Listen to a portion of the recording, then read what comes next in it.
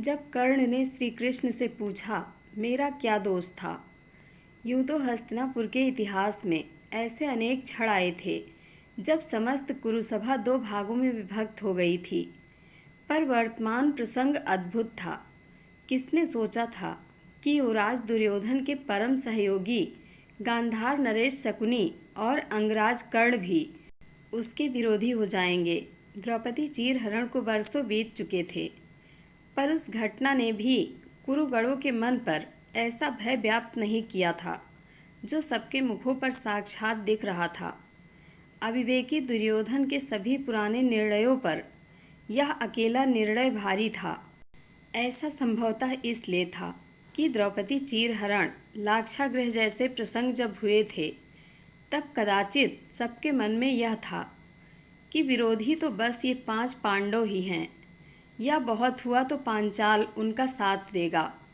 परंतु कृष्ण को बंदी बनाने का आदेश, कृष्ण जिसने एक झटके में अपने खड्ग से कंस का शीश उतार लिया था, जिसने विश्व के समस्त अधिपतियों की उपस्थिति में पलकों को झपकने से पहले ही शिशुपाल की ग्रीवा अपने सुदर्शन से लुढ़का दी थी, जिसने काल यवन को बिना अस्त्रों शस्त्रों के उपयोग के ही राख कर दिया था, जिसने चक्रवर्ती कहे जाने वाले मगध नरेश जरासंध की टांगें चिरवाकर फिकवा दी थी, जो संसार के सर्व सामर्थ्यशाली सेना का महासेनापति था, जिसके अंगरक्षकों के रूप में युयुधान, सात्यकी और कृतवर्मा जैसे महारथी थे, जिनमें से प्रत्येक के पास एक एक अक्षौहिणी सेना थी, और वह सेना अभी भी हस्तिनापुर के द्वार पर खड़ी थी। वह कृष्ण जिसके भाई बलराम थे, जिसके पुत्रों में सांब और प्रद्युम्न जैसे अद्वितीय वीर थे। यादव इस अपमान का प्रतिशोध लेने आ जाते तो एक प्रहर में ही समस्त हस्तिनापुर की प्रजा में मात्र श्वेत वस्त्र स्त्रियां ही शेष बचती। श्री राम के दूत ने लंका फूंक दी थी। पांडवों का यह विलक्षण दूत क्या हनुमान से कम था? वह अकेले ही ऐसा घाव कर सकता था कि संसार लंका दहन को तो भूल ही जाता। जब कृष्ण अपना विकट विराट रूप दिखाकर वापस लौट गए और कुरुसभा ने अपने मस्तिष्क पर छाई धुंध को साफ किया, तो सब दुर्योधन को कोसने लगे, जिसमें शकुनी और कर्ण भी सम्मिलित थे। कहाँ तो कौरवों और पांडवों के युद्ध की बात थी, जो अभी तक तो घरेलू बात ही थी। जो यादव लड़ने आ गए तो क्या होगा, या शिशुपाल की भांति दुर्योधन का शीश उतार लिया तो? अरे, जिसने अपने मामा और भाई को मार दिया, वह क्या मात्र समधी होने के नाते दुर्योधन को कोई छूट देगा? महामंत्री विदुर पहले ही क्षुब्ध होकर सभा छोड़कर जा चुके थे। अतः सबने निर्णय लिया कि कृष्ण को मनाने के लिए कर्ण जाएं और दुर्योधन के पाप के लिए हस्तिनापुर की ओर से क्षमा मांगे। कर्ण स्वयं ही अपना रथ हाँकते हुए विदुर के निवास पर पहुंचा। देखा कि जैत्र रथ सज्ज था और श्री कृष्ण सारथी बाहुक रथ के निकट ही खड़े थे। बाहुक को प्रणाम कर कर्ण ने गृह प्रवेश किया तो देखा कि कृष्ण तो परम प्रसन्न भाव से विदुर और पारंसवी के साथ भोजन कर रहे थे। कृष्ण ने कर्ण को देखा तो आग्रहपूर्वक उन्हें भी साथ बिठा लिया। वह तो कहाँ सोच कर आया था कि माधव युद्ध की मुद्रा में होंगे, और कहाँ यह ऋषिकेश चटोरे बालक की भांति भोजन गटक रहा था। भोजनोपरांत केशव विश्राम हेतु सैया पर लेट गए। निकट के आसन पर कर्ण भी बैठ गया। जब बहुत देर तक कोई नहीं बोला तो अंततः कृष्ण ही बोले, क्या बात है अंगराज, जब आप आए थे तो अत्यंत उद्विग्न थे, अभी आप भ्रमित प्रतीत होते हैं। क्या उथल पुथल मची है आपके मन में? कोई विशेष बात हो तो बताएं। कर्ण हाथ जोड़कर बोला, माधव, मुझे कौरवों का दूत बनाकर भेजा गया है। मुझ सहित सबका यह विश्वास था कि आपके प्रति जो अभिनय का प्रदर्शन युवराज ने किया है, उससे आप अत्यंत रुष्ट होंगे और क्षत्रियों की भांति अपमान के प्रतिशोध के लिए सज्ज हो रहे होंगे। मुझे सबकी ओर से यह निवेदन करने के लिए भेजा गया है कि आप कृपया इस अपराध के लिए हमें क्षमा करें और पूर्व की भांति ही कुरुजनों के प्रति अपनी करुणा को बनाए रखें। क्या मैं आपको क्रोधित दिखता हूँ अंगराज? मेरा अपमान अवश्य किया दुर्योधन ने, परंतु क्या वह मुझे बंदी बना पाया? अपमान का प्रतिकार तो तभी हो गया जब वह अपनी समस्त कुचेष्टाओं के बाद भी मुझे बंधन में नहीं बांध पाया। वह मेरा अपमान करना चाहता था, स्वयं ही अपमानित हो गया। अस्तु, क्षत्रियों के प्रति आपकी यह सोच उचित नहीं कि वह व्यक्तिगत मान अपमान के लिए युद्ध का आयोजन करता है। युद्ध तो शांति के लिए किए जाते हैं। क्षत्रिय भी मात्र इसलिए सेना सहित युद्ध करता है। व्यक्तिगत अपमान के लिए व्यक्तिगत प्रतिशोध लेना ही उचित है। यह तो कोई बात नहीं कि एक व्यक्ति ने अपमान किया तो राज्य पर सेना लेकर चढ़ जाओ। आप निश्चिंत रहें और कुरुसभा को भी निश्चिंत कर दें कि मैं या यादव कौरवों पर आक्रमण नहीं करने वाले। कर्ण ऐसे नीतिवान पुरुष को देखता ही रह गया। कुछ क्षणों बाद जब कहने को कुछ सूझा नहीं तो बोला, जैसी आपकी आज्ञा केशव, अब मुझे आज्ञा दे।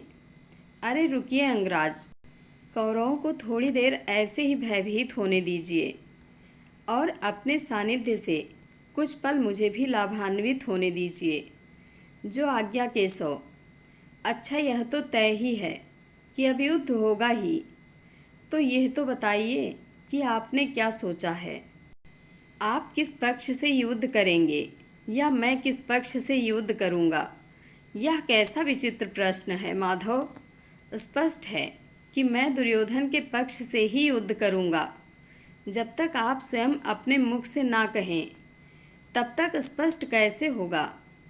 यह क्या बात हुई? कौन किस पक्ष में होगा यह तो अंधे को भी दिखाई दे रहा है। क्या आप पांडवों के पक्ष में नहीं होंगे? क्या गांधार कौरवों के पक्ष में नहीं होगा? युद्ध के शंख के फूंके जाने तक कुछ भी स्पष्ट नहीं है अंगराज। किसे पता कि मेरे अंग रक्षक के रूप में यहाँ सात्यकी और कृतवर्मा किस पक्ष में होंगे। पांडवों के मामा शल्य और मेरे संबंधी रुक्मी किधर होंगे, और तो और दुर्योधन के सारे भाई किस पक्ष में होंगे। यह धर्म युद्ध होगा अंगराज, और धर्म तो बहुत सूक्ष्म भी है और बहुत व्यापक भी, व्यक्तिगत भी है और सामुदायिक भी। किसका धर्म किस क्षण में किस पक्ष में धर्म को दिखाए, यह जानना कठिन है। अस्तु आप बताएं, आपको किस पक्ष में धर्म दिखता है? मुझसे यह प्रश्न ना करें माधव, मैं मित्र का साथ नहीं छोड़ सकता। मित्र? कौन मित्र? दुर्योधन? क्या वही आपका एक मित्र है? मैं आपका मित्र नहीं। और आप पांडवों को अपना मित्र क्यों नहीं मान पाते? उन्होंने ऐसा क्या अपराध किया है? और दुर्योधन ने ही कौन सा आपका भला किया जो वह आपके प्रेम का पात्र बना हुआ है? माधव, आप तो ऐसे पूछ रहे हैं जैसे आपको कुछ पता ही नहीं। आप तो सब कुछ जानते ही हैं। यदि मैं सब कुछ जानता तो आपसे पूछता ही क्यों? बताएं कि आप पांडवों में शत्रु और दुर्योधन में मित्र क्यों देखते हैं? दुर्योधन ने मुझे सम्मान दिया है। पांडवों ने सदैव ही मुझे स्वयं से छोटा समझा है। दुर्योधन ने सम्मान किया आपका, भिक्षा में राज्य दे दिया, वह भी वह राज्य जो उसकी व्यक्तिगत संपत्ति थी ही नहीं, तो आपका सम्मान हो गया। सम्राट युधिष्ठिर ने अपने बाहुबल से समस्त भूमि जीतने के बाद वह पूरी भूमि उन्हीं राजाओं को वापस कर दी थी। विचारिए कि कौन बड़ा है, कौन अधिक उदार है, कौन न्यायी है। पांडवों के साथ सदैव ही पक्षपात किया गया है। केशव, मैं दुर्योधन का साथ नहीं छोड़ सकता। पांडवों के साथ पक्षपात यह कब हुआ? अभिषिक्त सम्राट पांडु के पुत्र निर्वासितों की भांति अपने ही राज्य में रहे और कार्यकारी राजा धृतराष्ट्र के पुत्र दुर्योधन को समस्त सुविधाएं मिलती रहीं। जो राज्य युधिष्ठिर का होना चाहिए उस पर दुर्योधन ने अधिकार किया हुआ है। इतना कि बचपन में ही किसी को भूमि का टुकड़ा भेंट कर सके। तिस पर आप कहते हैं कि पांडवों के साथ पक्षपात हुआ है माधव। द्रोण ने मुझे ब्रह्मास्त्र की शिक्षा नहीं दी, अर्जुन को दी। यह पक्षपात नहीं। गुरु योग्य को ही शिक्षित कर सकता है अंगराज। गुरु तो सबको समान शिक्षा देता है। आरंभिक शिक्षा प्राप्त कर जो जिस विशेष विद्या के योग्य होता है उसे वह शिक्षा दी जाती है। क्या द्रोण शिष्यों में सब अर्जुन जैसे धनुर्धर हो गए या दुर्योधन जैसे गदाधर? द्रोण ने अर्जुन को योग्य पाया, इसलिए उसे ब्रह्मास्त्र की शिक्षा दी। आपको नहीं पाया तो नहीं दी। शिष्य शिष्य में अंतर होता है। जैसे गुरु संदीपनि ने मुझे चक्र चलाने की विद्या सिखाई, भैया बलराम नहीं सीख सके। अस्त्रों का शस्त्रों के रूप में उपयोग भैया बलराम कर सकते हैं, मैं नहीं कर सकता। आचार्य द्रोण ने अश्वत्थामा को भी तो यह शिक्षा दी। आचार्य द्रोण ने अपने शिष्य अश्वत्थामा को नहीं, अपितु पिता द्रोण ने पुत्र अश्वत्थामा को शिक्षित किया था। गुरु शिष्य और पिता पुत्र में अंतर है अंगराज। अश्वत्थामा और पिता पुत्र की बात छोड़िए, गुरु तो परशुराम भी हैं। उन्होंने तो मुझे ब्रह्मास्त्र दिया ही ना। मैं द्रोण को योग्य ना लगा, परशुराम के लिए योग्य हो गया। इसका यही अर्थ निकलता है कि द्रोण अर्जुन के प्रति पक्षपाती थे।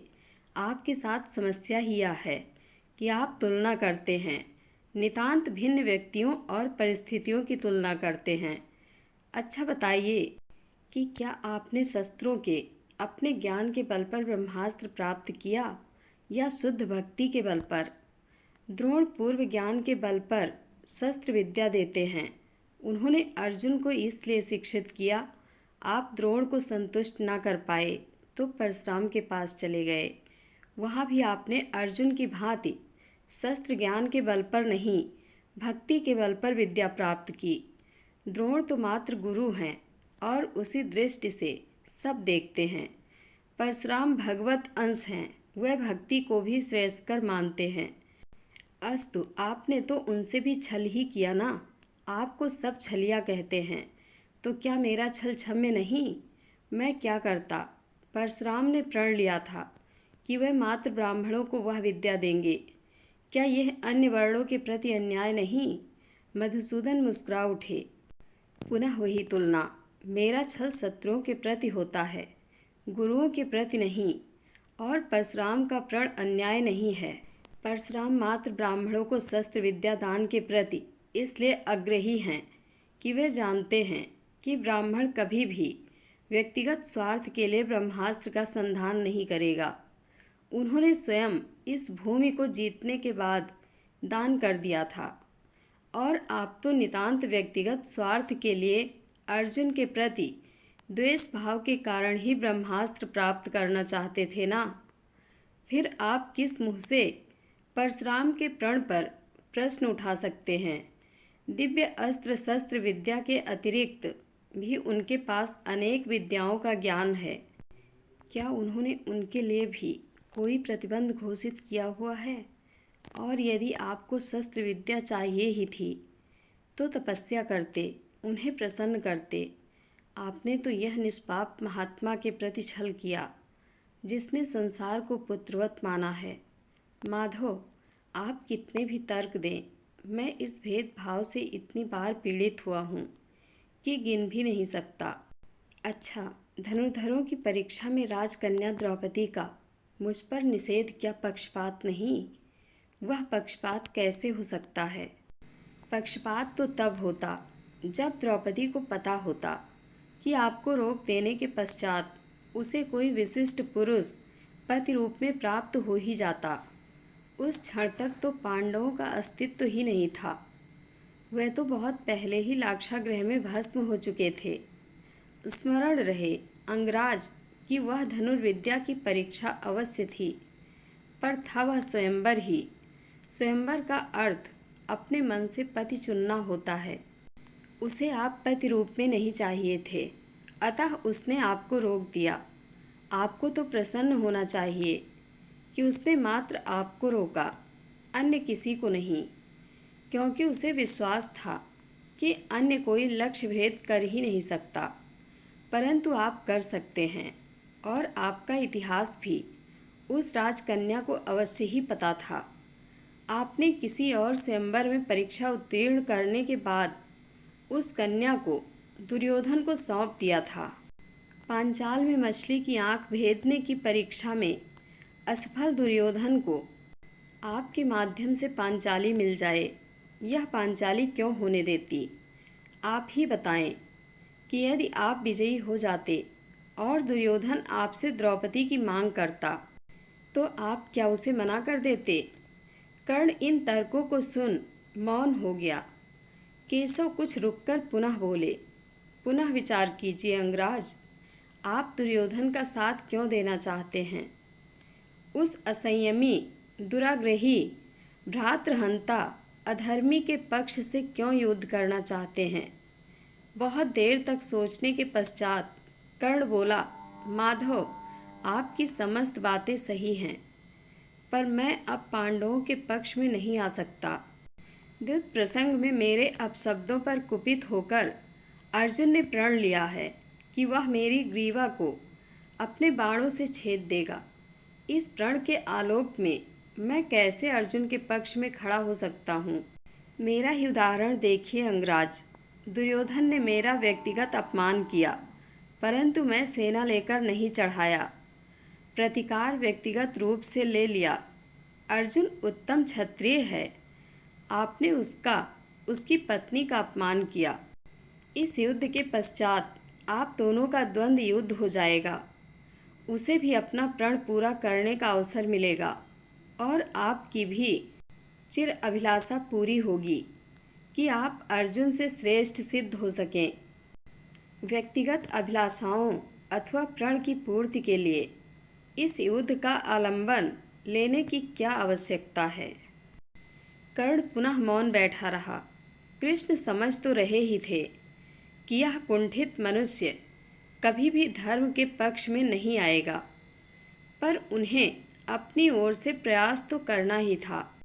साथ ही संभावित शत्रु योद्धा के मन में संशय का बीज बो देना भी अपने पक्ष के लिए लाभदायक ही सिद्ध होगा। अंततः मधुसूदन बोले, आप भली भांति विचार कर लीजिए अंगराज, और अब जाइए। भयभीत कौरवों को सांत्वना दीजिए कि यादव आक्रमण नहीं करेंगे। और हाँ, पांडव पक्ष कौरवों के दूत की प्रतीक्षा करेगा। अंतिम रूप से तय हो ही जाए कि कौरवों को संधि चाहिए या युद्ध। जय श्री कृष्ण। आप लोगों को ये कथा कैसी लगी कमेंट बॉक्स में अपनी राय अवश्य दें। धन्यवाद।